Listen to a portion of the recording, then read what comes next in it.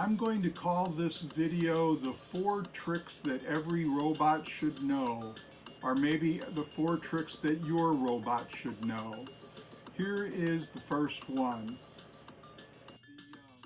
Zoe the Robot knows nothing about zebras. There's a lot of stuff in the database, but nothing about zebras. So I'm going to ask her something. Do you have a zebra? I don't know about a zebra, however. Let me just mull that over. I do not have a bicycle.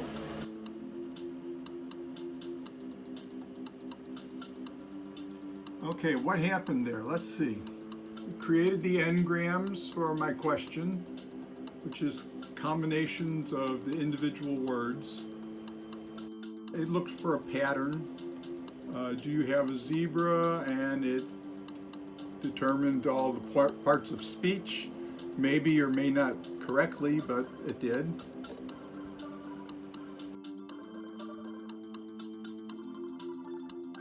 And after searching through its database, it found these potential replies based on the 2 words have a, and she replied with, I do not have a bicycle.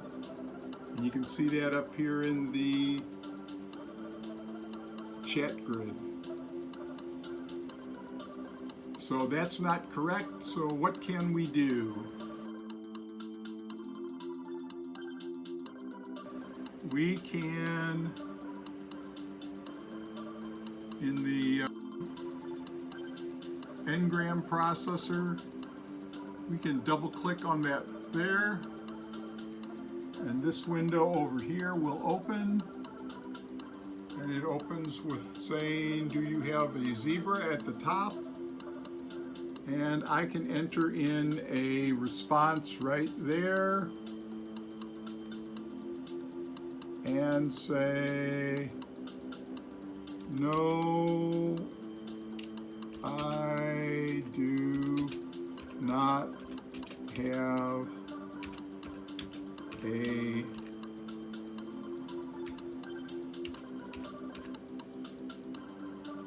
zebra. And I can save that. This screen is called the n-gram editor. And I had the input, do you have a zebra? I pulled that into that screen by double clicking on the full input statement, all 1, 2, 3, 4, 5 words. Do you have a zebra? It opened up this screen and it allowed me to enter in a response. No, I do not have a zebra. This is an example, this is trick number 1. This is an example of an input response system where I give it an input, it has a response, it puts it out. Do you have a zebra? No, I do not have a zebra.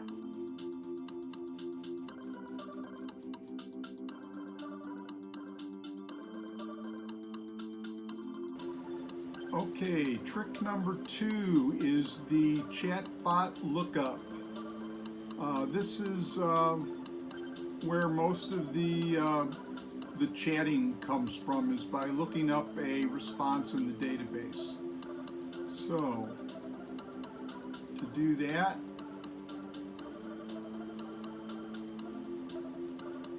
what is the capital of Missouri? Working. Jefferson City is the capital of Missouri.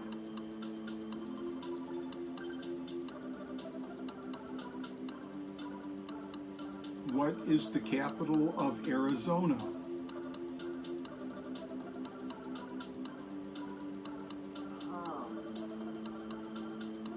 Let me just mull that over. The capital of Arizona is Phoenix. Okay, how did that work? Okay, that worked because the n-grams were created and those were all run as SQL queries towards the database, and the database came up with the very first response there on the table. And again, these are sorted by scores, so a score was applied. This one had a score of 716. The second best score here was 140 points different than the first best. So you heard the reply, the capital of Arizona is Phoenix. And the reason it matched that, besides the points, is, oh, it actually found all four of these words, the capital of Arizona. So that was trick number 2 for a robot. It looks up the response in the database based on some of the words that it found when it created the n-grams. Now, inside the database, this is a SQL table in SQL Server Management Studio. It ran a query, or I ran a query, where fact is the capital of, and this listed all of the facts in the database table for all of the states, and even England.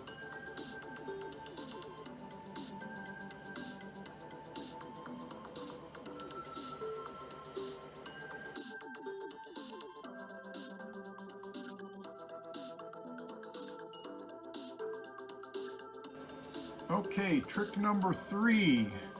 What if you're asking the robot something that it can't possibly have in its database, like the date or the time? So let's try that. What time is it?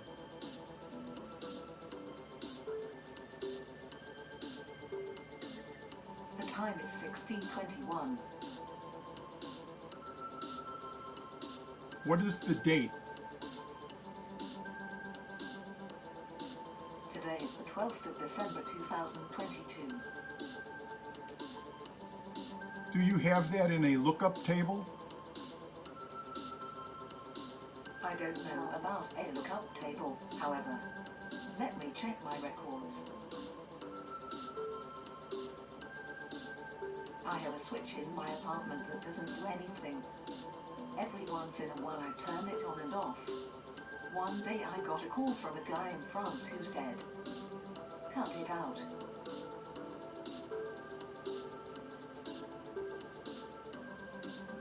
What is that from? Stephen Wright.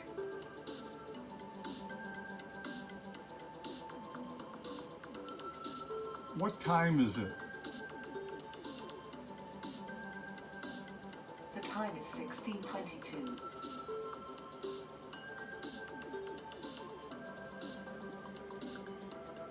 And you can see that that came from the system clock. Well, now it's 4:23, but basically those types of commands, the date and the time, the program has to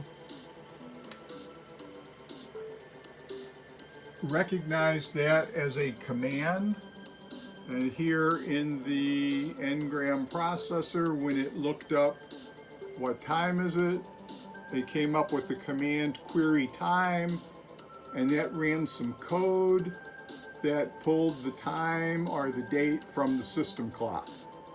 And then that time or date was converted into text and sent to the text-to-speech processor, and that's why it output the date and the time. And that's number 3.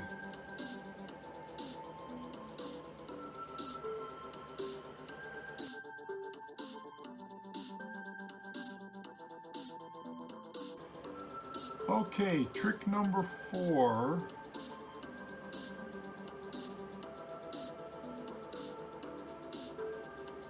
if we click on external programs,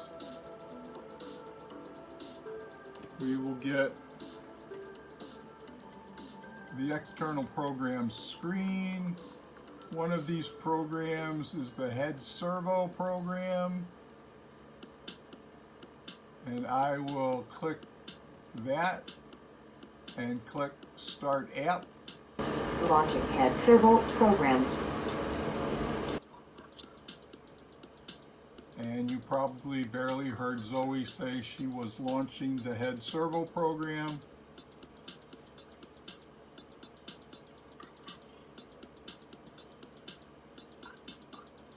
You can close that.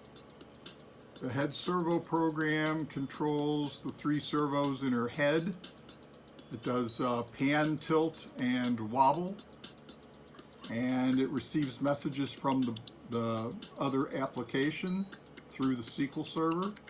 And you can see that in another video. But for trick number 4, we'll try executing a command.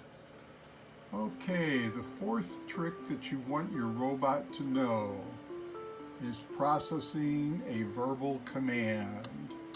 Now I have the head servo program running, and I will turn on the mic.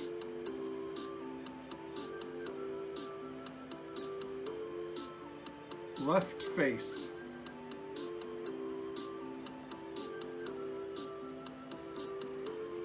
That command is detected. It's detected as a left face command.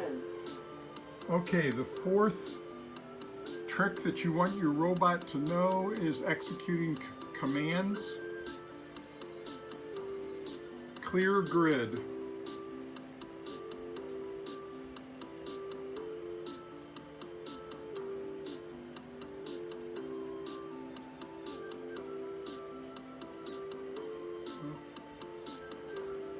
So that got the clear grid command, and now my grid is empty. So my next command, I'm going to try a left face.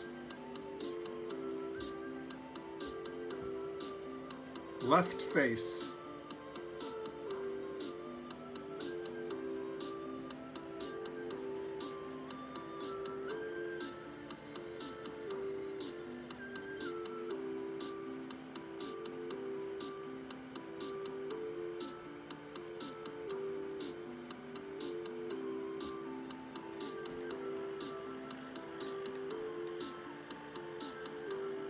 Right face.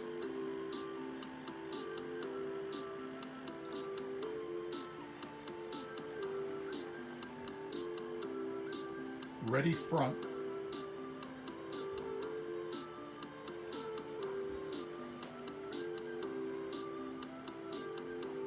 Thank you, Zoe. Oh, don't mention it at all.